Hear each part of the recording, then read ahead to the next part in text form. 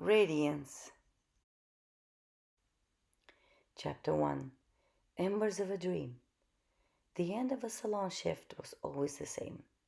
The faint ache in Emily Carter's feet, the stubborn scent of hairspray clinging to her hands, and the feeling of having given her best creativity away to someone else's dream. The salon where she worked now, Gina's glam studio, wasn't bad. The clients were loyal, the tips decent, the decor shiny in a way that photographed well for social media, but it wasn't hers. She watched Gina, the owner, sweeping dramatically across the floor in 4-inch heels, greeting clients like a queen. Gina had an empire of 3 salons, and Emily often wondered how she'd done it. Had she been terrified in the beginning, the way Emily was? Did she lie awake at night with numbers swirling in her head? When Emily locked up her station that evening, her coworker Marcy leaned over. "You look beat. Wine night?" "Not tonight," Emily said with a tired smile. "I've got homework." Marcy wrinkled her nose. "Homework?" Emily tapped a worn leather folder in her bag. Inside was the business plan she'd been building in secret for months. The kind that changes your life.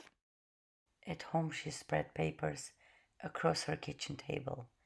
Financial projections, sample menus of services, rough sketches of how she wanted her salon to look. At the top of every page, in looping script, was the name she had chosen. Radiance Beauty Salon. The word pulsed in her mind like a beacon. She could see it glowing on a sign above her own front door. Not yet, maybe, but someday soon. She pressed her palms against the table, breathing in the quiet of her apartment. It's time, she thought. No more waiting. This is the year. Chapter 2. Family Doubts. Emily hadn't told many people about her plan. Some dreams were fragile, easily bruised by careless words, but she needed to tell her parents, especially her father. On Sunday, she drove to their house in the suburbs. Her mother, cheerful as always, hugged her at the door. "Emily, you look pale. You're working too hard. Come, eat." Her father sat in his recliner, the TV muted. He was a man of practicalities, a retired electrician who had worked with his hands his whole life. "So," he said after dinner, "your mother tells me you've got something you want to share." Emily's heart pounded. She set down her fork. "I'm opening my own salon. Not right this second, but soon. I've been working on the plan, and I'm applying for a loan." Her mother's eyes widened, then softened into a smile. "Oh, Emily, that's wonderful." Her father cut in. "A loan? You're already paying rent. How are you going to afford another debt? These small businesses fail all the time." Emily's cheeks flushed. "Dad, I've thought it through. I've been saving. I've a client list ready to follow me. I'm not jumping in blind." "You're a good stylist," he said, his voice gentler but still edged with doubt. "But running a business is different. You'll have employees, taxes, inspections, headaches you don't even know exist." "I know," she said quietly, "but this is my dream." Her father sighed, leaning back in his chair. "Dreams don't pay the bills." Her mother reached across the table, squeezing Emily's hand. Don't listen to him. He worries too much. If anyone can do this, it's you. Emily forced a smile, but later in the car, tears stung her eyes. His words echoed in her chest. Dreams don't pay the bills. But another voice inside her whispered louder, I'll prove him wrong. I have to. Chapter 3. The Bank. Emily's hands were damp as she smoothed the front of her blouse for the third time. The office smelled faintly of coffee and printer ink, and the quiet hum of computers seemed louder than her heartbeat. Across the desk sat Mr. Andrews, the loan officer at Franklin Community Bank. He was polite, professional, a man in his 40s with crewful glasses and the kind of neutral expression that gave nothing away. So, he said, opening her folder, you're applying for a small business loan for a beauty salon. Emily nodded, her throat dry. Yes, I've worked in the salons for over a decade. I have a loyal client base and I've prepared a full business plan. Mr. Andrews began to flip through the pages. Emily leaned forward, watching his eyes move over the numbers she had triple checked late into the night. He closed the folder. You're clearly very passionate, Miss Carter, and you've done your homework.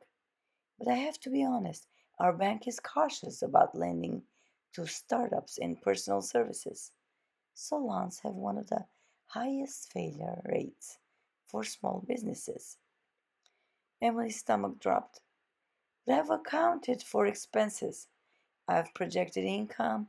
I've spoke to a mentor about pricing strategies. Mr. Andrews' voice was kind but firm. I'm not saying it's impossible, but we can't approve this loan at this time. You don't have enough collateral. The words felt like a punch. Emily tried to keep her face composed, but her chest burned. So that's it. For now, he said, sliding the folder back across the desk. If you can show more assets or bring on a cosigner, we can revisit the application. Emily took the folder with numb fingers. She stood, thanked him politely, and walked out of the bank on shaking legs. By the time she reached her car, tears blurred her vision. She gripped the steering wheel, the rejection ringing in her ears. Maybe Dad was right. Maybe dreams don't pay the bills. But another part of her, the stubborn flame that had kept her working double shifts and sketching plans at midnight, flared hotter. No, she whispered, swiping angrily at her tears. This isn't the end. I'll find another way. Chapter 4. A Mentor's Advice. That evening, Emily drove across town in a small, tucked away salon called Grace and Glow. It wasn't flashy, just 3 chairs and a cozy atmosphere. But to Emily, it was sacred ground. It belonged to Lydia Martinez, her first mentor. Lydia had given Emily her start when she was fresh out of cosmetology school, shaky with scissors but eager to learn. When Emily entered, Lydia was sweeping up clippings, her long gray braid swishing over her shoulder. Well, look who the wind blew in, she said, smiling warmly. Emily Carter. Haven't seen you in months. Emily hugged her, inhaling the familiar scent of lavender shampoo. I needed to see you. They sat with mugs of chamomile tea in the back office, the hum of dryers muffled through the wall. Emily poured out of the whole story. the dream of radiance, the lone rejection, the father's doubts. Lydia listened without interrupting, her dark eyes steady. When Emily finally slumped back, exhausted, Lydia reached across the desk and tapped the folder. When Emily finally slumped back exhausted, Lydia reached across the desk and tapped the folder. "Did you really think it would be easy?" she asked gently. Emily blinked. "I guess I hoped." "Child," Lydia said, "nothing worth having comes easy. Banks don't lend to vision. They lend to persistence. You have to make them believe you'll fight for this, no matter what." Emily bit her lip. "But what if I fail?" "What if you don't?" Lydia countered. "You've got the talent. You've got the plan. The only thing left is grit. Show them you won't quit. Try another bank. Revise your numbers. Go back again if you have to." Emily felt more reassured. The sting of rejection was still raw, but Lydia's words wrapped around her like armor. Lydia squeezed her hand. "One day you'll open that salon, and when you do, I'll be the first in your chair." Emily smiled through her tears. Deal. Chapter 5. Persistence. The next morning, Emily set her kitchen table, the lawn paper spread out once more. Her eyes were swollen from crying, but Lydia's words echoed in her mind. Banks don't lend to vision, they lend to persistence. She made coffee, stronger than usual, and started reworking her numbers. She dug deeper, trimming unnecessary expenses from her budget, calculating what she could realistically cover with her savings. She even called her cousin Gina, who had offered to help design the salon's logo, and asked if she'd be willing to do it for free. Every penny saved was a penny she didn't need to borrow. By afternoon, Emily had a leaner, sharper plan. She circled the words cash, flow, stability at the top of her notes and underlined them 3 times. The next day, she marched into Sunrise Credit Union, a smaller bank known for supporting local businesses. Her stomach fluttered, but her chin was high. The loan officer this time was Miss Markarian, a woman with kind eyes and a sharp suit. She flipped through Emily's folder, tapping her pen thoroughly. "You've really done your homework," Miss Markarian said at last. "I can see you've revised this carefully, and you have a strong personal credit history." Emily's heart thumped. "I've been saving for years. I'm ready for this. I know the risks, but I also know my clients. They'll follow me. I just need a chance." Miss Markarian studied her for a long moment. Then she smiled. "I believe you will. I'll recommend approval for this loan." Emily's breath caught. "Really?" "Really. We'll get the paperwork started this week." Emily managed to thank her, but once she reached her car, she let out a whoop so loud a passerby jumped. She didn't care. Her hands shook as she texted Lydia. "Approved. Radiance is happening."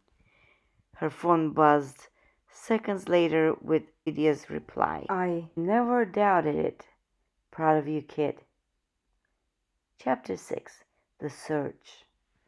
With the loan secured, Emily turned her attention to finding the right location. She drove all over town, peering at storefronts with "for lease" signs. Some were tiny, dark spaces that smelled of mildew. Others were bright, but tucked into hidden corners where no one would find them. One afternoon, She toured a unit in a strip mall near the freeway. It was spacious, but when she stood inside, listened to the roar of the traffic just outside of the door, her heart sank. It felt cold, impersonal, not radiance. She was beginning to wonder if her dream space existed at all. Then one Saturday morning, she spotted it. A corner unit in the small shopping plaza near the farmer's market. The building was older, with character, big windows that caught the sun, high ceilings, and a wide open floor. The glass was dusty, the floor bare concrete, but Emily could already see it alive. Mirrors lined against the walls, plants dropped in the corners, plants draped in the corners, clients laughing, stylists working, the scent of shampoo in the air. "This is it," she whispered. But when she called the number on the "For Lease" sign, her excitement faltered. The landlord informed her that another business owner was also interested. Emily's pulse raced. She couldn't lose this space. She spent the rest of the day gathering everything the landlord might ask for: her loan approval letter, references, even her draft business license application. That evening, she sat down to write a letter explaining her vision for Radiance, why the plaza would benefit from a salon that brought in steady foot traffic, and why she was the right tenant. She hit send with trembling hands. Now all she could do was wait. Chapter 7. Claiming the Space. 2 days passed without a word from the landlord, and Emily's nerves frayed with every hour. She imagined the other interested parties signing the lease, moving in, erasing the vision she had already etched so clearly in her mind. Finally, her phone rang. "Miss Carter?" The landlord's voice was clipped, professional. "We've reviewed both applicants for the corner unit.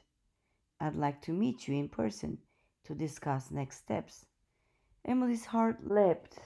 "Of course. When?" "Tomorrow at 10."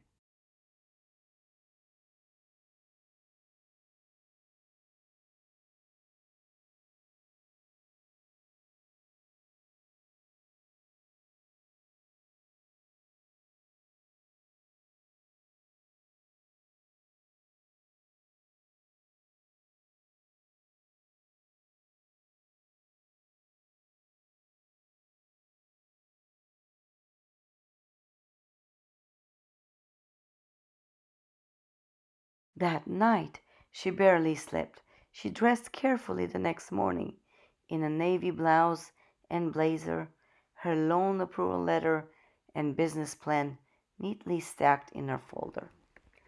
The landlord, a sharp-eyed woman named Mrs. Lynn, led her into the dusty unit. Sunlight streamed through the windows, bouncing off empty walls. "So tell me," Miss Lynn said, folding her arms, "why should I lease this space to you instead of the other business owner?" Emily took a deep breath.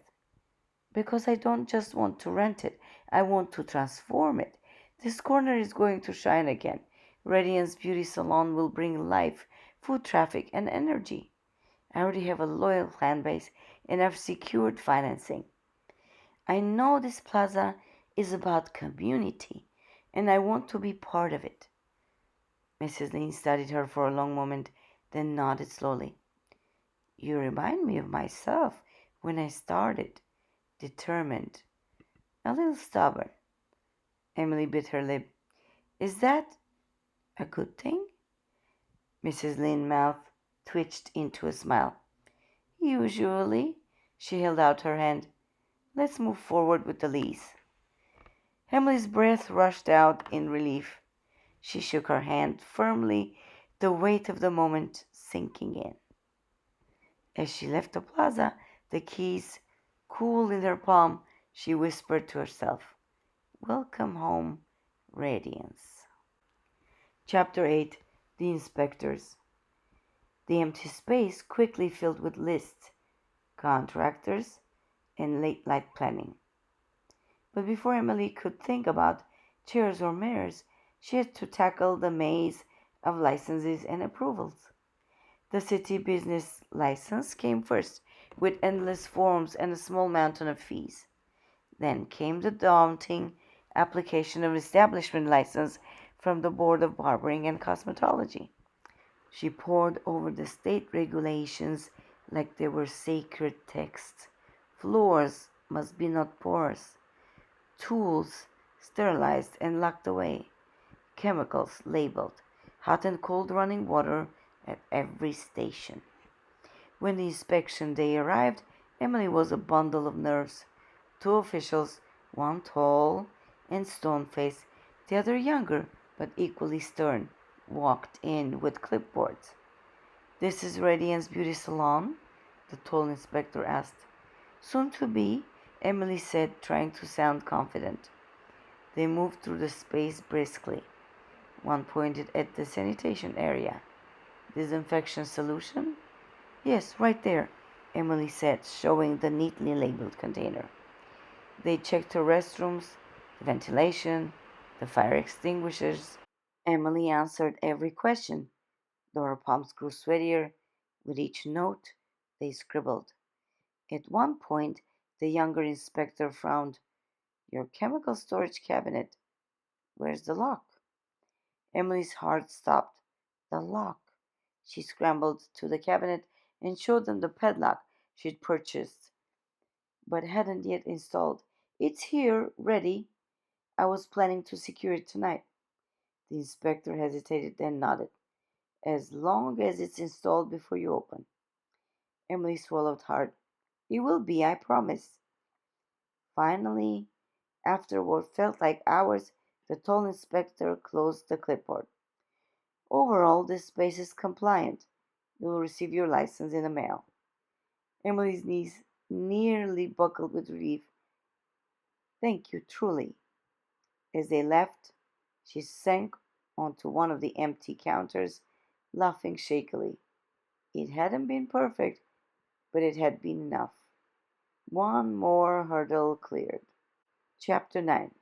Echoes of Doubt. The night after the inspection, Emily stopped by her parents' house again, a bag of takeout in her hands. She thought maybe she could share the good news that the Board of Barbering and Cosmetology had essentially given her a green light. But when she mentioned the loan and the lease papers, her father's expression hardened. "You actually signed the lease?" he asked. "Yes," Emily said carefully. "Dad, I told you I got the loan, and the inspectors approved me. It's really happening." He set down his fork. "Emily, do you understand what you've done? You've chained yourself to debt. You think it's all balloons and hair dryers, but it's bills, it's payroll, it's government red tape. You're risking everything." Her chest tightened. "I know it's hard, but I'm ready for that responsibility." "You say that now," he muttered. "But what happens when something goes wrong? When a slow month hits? When people stop coming?" Her mother reached out, touching his arm gently. "Harold." "No," he said, his voice rising. "I'm just being realistic. I don't want her to end up broke and bitter because she chased a dream." Emily's eyes stung, but she lifted her chin. "I'd rather chase a dream than sit still and regret never trying." For a moment, silence filled the room. Her father's jaw tightened, but he didn't reply. She left soon after, her mother hugging her tightly at the door. "Don't let him get to you, Emmy," she whispered. "He just doesn't know how brave you are." Driving home, Emily blinked back tears. His words hurt, but underneath the hurt, they fueled her fire. Chapter 10. Flames and Safety. The next hurdle came in the form of the fire department inspection. Emily arrived early, making sure every extinguisher was mounted, every exit marked, every smoke detector tested twice. When Captain Ramirez arrived, a tall man with salt and pepper hair and a clipboard tucked under his arm, her pulse quickened. He walked the space in silence, checking lights, sprinklers, and alarms. He paused at the chemical cabinet and tugged at the new lock Emily had installed. It held firm. Good, he said. As he made his final notes, Emily's heart thudded. Then at last, he looked up and nodded. Everything meets code. I'll sign off. Relief swept through her like cool water. Thank you, Captain. Really, this means everything. He gave her a rare smile. Opening your own business isn't easy, but you're doing it right. Good luck, Miss Carter. When he left, Emily leaned against the wall, laughter bubbling out of her chest. Another step forward, another victory. Chapter 11. Max. The lease was signed, the inspections passed, and Emily could finally focus on the most important part of Radiance, the people who would bring it to life. She started by calling Mas Rivera, a stylist she had worked with years ago. He was unforgettable, always cracking jokes, always making even the most nervous client relax in his chair. They met at a cozy cafe downtown. Max strolled in wearing a leather jacket and a grin, his curly hair pulled back into a messy bun. "I'm Carter," he said, dropping into the seat across from her. "The girl who swore she'd run her own salon one day. And here we are. You actually did it." "Not yet," Emily said with a laugh. "But I'm close. I need a team, and I want you." Max raised an eyebrow. "You and me? Careful what you wish for." "I'm serious," Emily said. "You've got talent, Max. Clients love you. You'd bring so much energy to Radiance." His grin faltered just slightly, and Emily caught a flicker of something vulnerable beneath his bravado. "I don't know, Em. Last salon I worked at, the owner said I was too much. Too loud, too playful. She said I scared off the serious clients." Emily leaned forward. "Then that's her loss. Radiant isn't about pretending. It's about making people feel welcome, feel alive. You belong there." For a moment Max studied her. Then his grin returned full force. "Damn, Carter, you always make me believe I could be a star." "You already are," she said. He held out his hand. "All right, I'm in. Let's make this place shine." Chapter 12. Sandi. Next on Emily's list was Sandi Harper, a soft-spoken colorist with a reputation of creating magic with hair dye. She hadn't seen Sandi in months, but word had spread.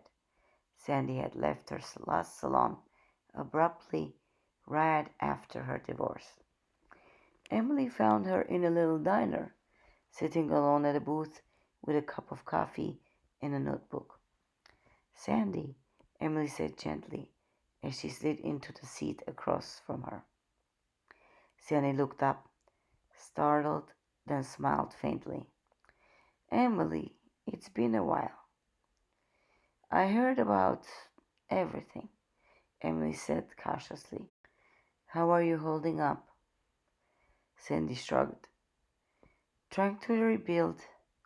It's not easy starting over at 42. Half the salons in town think I'm too old, too set in my ways. The other half just don't want the drama. Emily shook her head. You're not too old. You're experienced. You're talented. And I don't care about the drama. I care about what you can do with a color brush. Sandy's lip curved into the smallest of smiles. I was afraid I'd never heard that again. Emily reached across the table, touching her hand slightly. I'm building something new. Radiance. A place where clients feel at home and where stylists feel valued. I want you with me, Sandy. You deserve a fresh start as much as I do. For a long moment, Sandy's eyes shimmered. Then she nodded. Okay, I'm in. But fair warning, if I mess up your grand vision, you can't blame me. Emily squeezed her hand. You won't mess up. You'll make it brighter. Chapter 13, Antony. The last person on Emily's list was the most intimidating, Antony Vega. He was younger than Max and Sandi, but already known for his precision cuts and bold editorial styles. He'd worked at a high-end salon in the city, the kind with glossy ads and celebrity clients, before abruptly leaving a few months back. Rumor had it he didn't get along with the owners. Emily tracked him down at a quiet lounge downtown. He was seated at the bar, sipping sparkling water, dressed in a crisp white shirt with sleeves rolled neatly to the elbows. His dark hair was perfectly styled, not a strand out of place. Antony, Emily said as she approached. He looked up, eyes sharp, assessing her instantly. Emily Carter, I heard whispers. You're opening your own place. Radiance, she confirmed, and I'd like you to be part of it. He arched an eyebrow. Why me? You know I'm not exactly low maintenance. Emily smiled. Because you're brilliant, because clients follow your work like art, and because I don't want low maintenance. I want people who care deeply about what they do. Antony studied her, his expression unreadable.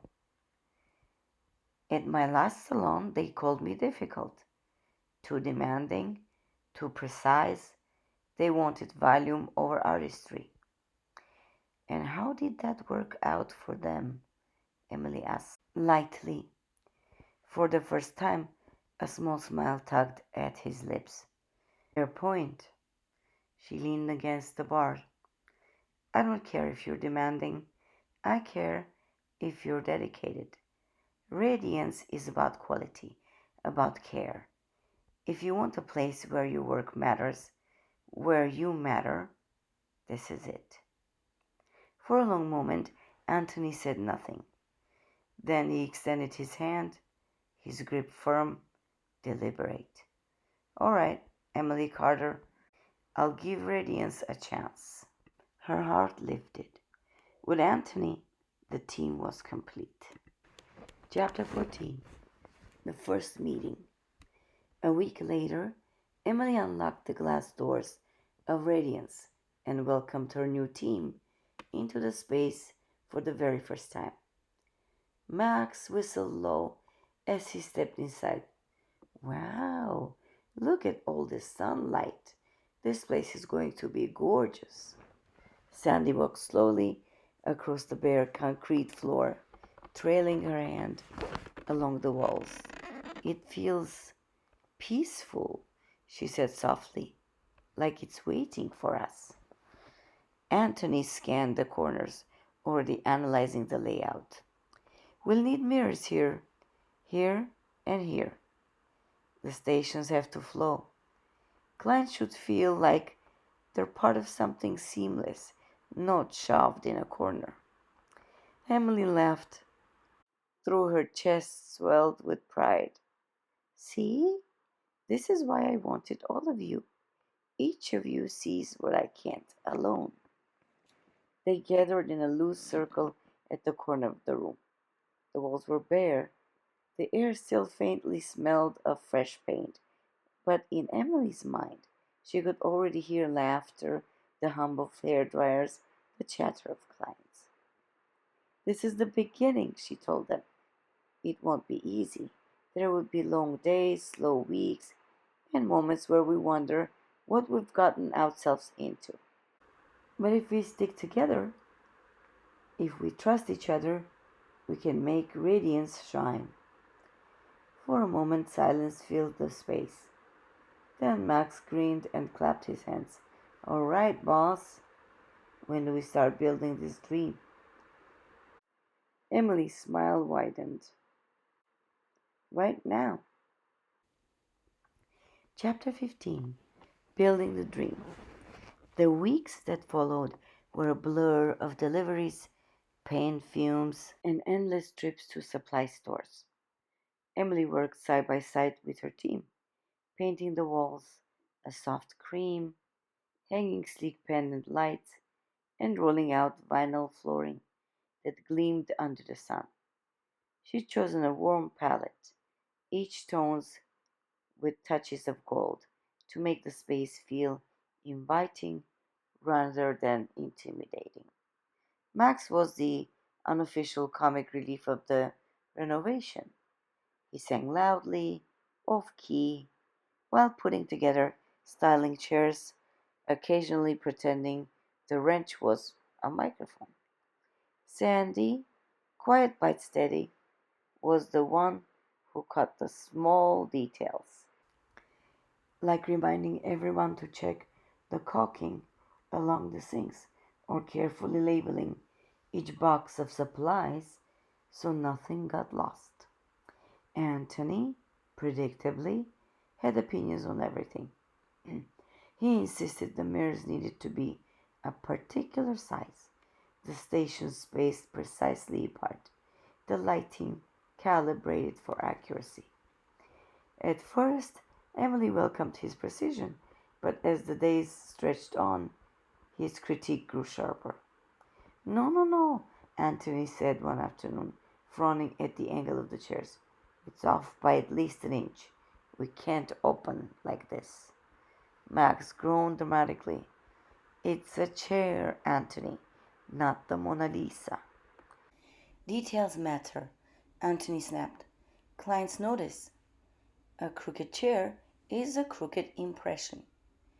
The air grew tense, but Emily stepped between them. Okay, let's take a breath. Antony, I appreciate your eye for detail. Max, I appreciate your speed. Both matter. Let's compromise. Antony, you set the standard, and Max, you help us hit it efficiently. Deal? The two men exchanged a reluctant glance, then nodded. It wasn't perfect harmony, but it was progress. When the last mirror was mounted and the final plant set in the corner, Emily stood back, her chest aching with pride. Radiance was no longer just a dream, it was a space, alive and waiting. Chapter 16. Sparks. The team gathered for their first official training day. Emily wanted to ensure everyone understood the systems, sanitation protocols, booking software, customer service standards. But as the morning wore on, tensions flared again. I don't see why we have to use this clunky software, Antony said, arms crossed. I worked with better platform before. Sandi shifted uncomfortably. I actually like it. It's simple, easy to explain to clients who aren't tech savvy. Max leaned back in the chair. I don't care what we use, as long as I don't have to do math in my head. Emily rubbed her temples. Look, I chose this system because it's affordable and functional. It may not be perfect, but it works for where we are right now. Later, If Radiance grows, we can upgrade. But for now, I need you all on board. For a moment, no one spoke. Then Sandi cleared her throat. She's right. This is just a start. We'll adapt. Antony sighed, but finally nodded. Fine, I'll make it work. Emily caught his eye and softened her tone. Thank you. I know change isn't easy, but we're stronger if we move forward together. That evening, after the team left, Emily stayed behind. She walked slowly through the salon, running her hand along the corners, listening to the silence. The space was ready. The team was almost ready. And in just a few weeks, Radiance would open its doors to the world. But in her gut, Emily knew the hardest challenges weren't behind them yet. They were only just beginning. Chapter 17, Spreading the Word. With the salon nearly ready, Emily turned her attention to the next challenge, marketing. She sat at her kitchen table one night, laptop open, staring at the blank page labeled Radiance Lounge Plan. How could she spread the word without draining what little remained of her budget?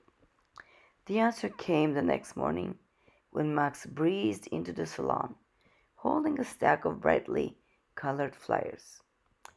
Guess who's a graphic design prodigy? He said, waving them like a deck of cards. Emily laughed. Please don't tell me you made those on your phone.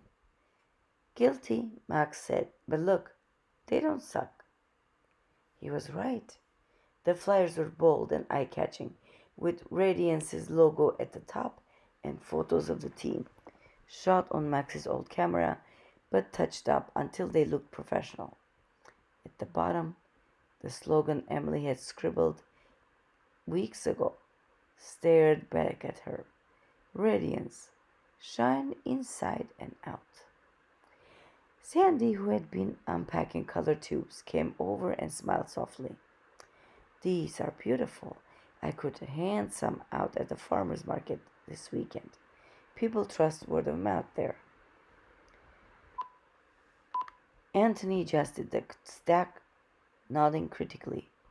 They're not bad, but we also need digital presence. Instagram, TikTok, maybe a booking link through the website.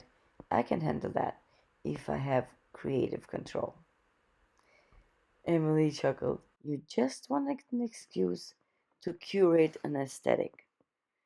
Anthony smirked. Exactly. So they divided tasks. Mask distributed flyers at gyms and coffee shops. Sandi made personal connections at the market. Antony built a sleek Instagram grid showcasing their services. Emily reached out to her old clients, inviting them personally to Radiance opening. Slowly, word began to spread. Radiance wasn't open yet, but people were already curious. Chapter 18, The Setback. A week before the grand opening, disaster struck. Emily arrived at the salon to find water pooled across the floor near the shampoo stations. Her stomach lurched. She dropped her bag and raced to shut off the main bulb. By the time a plumber arrived, the team had gathered, their faces pale. It's a faulty pipe, the plumber explained.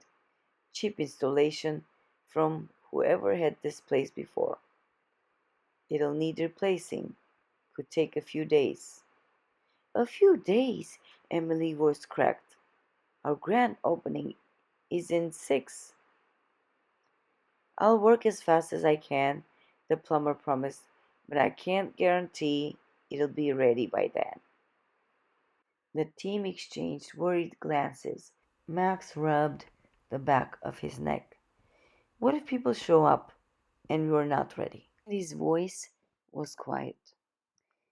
That would kill our momentum before we even begin. Emily's chest tightened. This was her worst fear, that something beyond her control would sabotage everything she'd built. But then Antony stepped forward, his tone calm, decisive. We don't panic, we adapt. We help the plumber however we can. We clean, we prep, we make sure every other corner of the salon is flawless. If the water is running by Friday night, we'll be ready for Saturday morning. Max raised his brows. Who knew Mr. Perfection could also be Mr. Crisis Manager? Antony gave him a sharp look. Details matter. So does composure. Emily forced a shaky breath and nodded. He's right. We can't give up now. Radiance is opening next week. Pipe or no pipe. That night she stayed late, mopping the last of the water, the scent of bleach heavy in the air.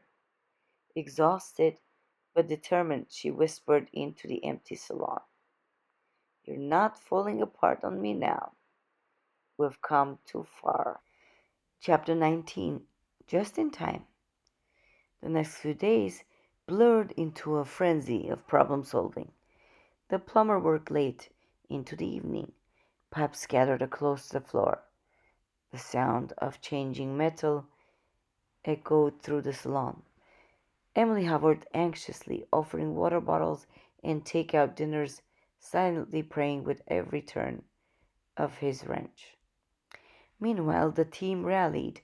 Max and Sandi deep cleaned every corner of the salon, polishing mirrors until they gleamed. Antony perfected the product displays, arranging shampoos and conditioners like jewels in the case. By Thursday evening, the water still wasn't running, and Emily's nerves stretched thin. She sat on the edge of a styling chair, head in her hands. If it's not ready by tomorrow, we'll have to postpone, she whispered. Hey, Max said gently, crouching beside her. Look at me. This place is too beautiful to fail. It will work out, you'll see. On Friday morning, Emily walked into the salon, heart pounding. The plumber stood near the sink, wiping his hands with a rag. Try it now, he said. Emily turned the faucet. Clear, steady water gushed out. Her breath hitched, tears pricking her eyes. It works. The plumber gave a small smile. All set. We're good to go. As the team gathered, Emily's relief spilled into laughter. We did it. Radiance is ready. Sandi placed a hand over Emily's. No, we are ready. Grand opening. Saturday dawned bright and clear. Emily arrived early, dressed in a crisp white blouse and black trousers, her hair styled in soft waves. She tied a golden ribbon across the salon's entrance, her heart pounding with every knot. By 10 o'clock, guests began to arrive. Friends, family, curious neighbors, and Emily's loyal clients from past salons, all stepping inside, their eyes widening at the transformation. Max worked the crowd like a natural host, handing out refreshments and cracking jokes that had guests laughing. Sandi greeted visitors with warmth, guiding them to the refreshment table and quietly explaining services. Full color, highlights, balayage. We'll take care of you, she said softly, her confidence growing with each interaction. Antony, impeccably dressed, handed out business cards and gave small demonstrations, snipping a volunteer's split ends with precise, elegant movements that drew murmurs of admiration. Emily floated through the room, hugging old clients, shaking hands with new ones, and thanking every person for coming. Her mother was there, eyes shining with pride. Even her father stood at the back, arms crossed, but when she caught his gaze, he gave her the smallest of nods. It was enough. At noon, she stood before the golden ribbon, scissors in hand. Her voice trembled but held steady. Radiance began as a dream, she told the crowd. A dream I wasn't sure I'd ever see come true. But today, thanks to my incredible team, my family, and all of you, Radiance is real. May it always be a place where people feel welcomed, cared for, and radiant. She cut the ribbon. Applause erupted. Cameras flashed, and Emily felt something swell inside her chest. Something bigger than pride, bigger than relief. It was joy, pure, unshakable joy. Radiance was open. Her dream was alive. Chapter 21 Epilogue 3 months later. The bell over the door chimed as another client stepped into Radiance, the warm scent of lavender shampoo and fresh coffee filling the air. Emily glanced up from the reception desk, where she was finalizing bookings, and smiled. The salon was buzzing, every chair occupied, laughter and chatter rising above the hum of hair dryers. Max was mid-story, gesturing animatedly with the comb while his client giggled in the mirror. Sandi was painting careful foils, her quiet confidence shining brighter with every client she transformed. Antony worked with calm precision, delivering another flawless cut, his sharp eye now softened by the pride he clearly took in his work. It was everything Emily had dreamed, and more.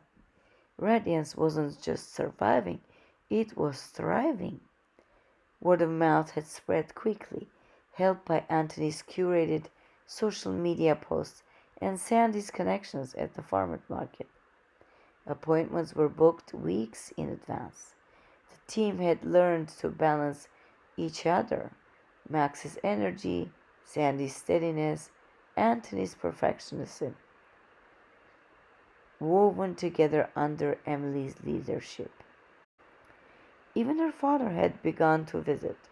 At first, he came only to sit quietly while her mother got her hair trimmed. But one afternoon, he pulled Emily aside, clearing his thought. "You're right," he admitted, his voice gruff. "This place, it suits you. You've built something real." The words nearly undid her. She hugged him fiercely, the old wall between them crumbling.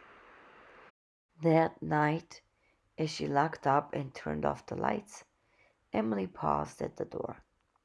The salon glowed softly in the dark, mirrors reflecting the last shimmer of evening. Radiance wasn't just a business anymore, it was home, a dream made tangible, a promise kept to herself.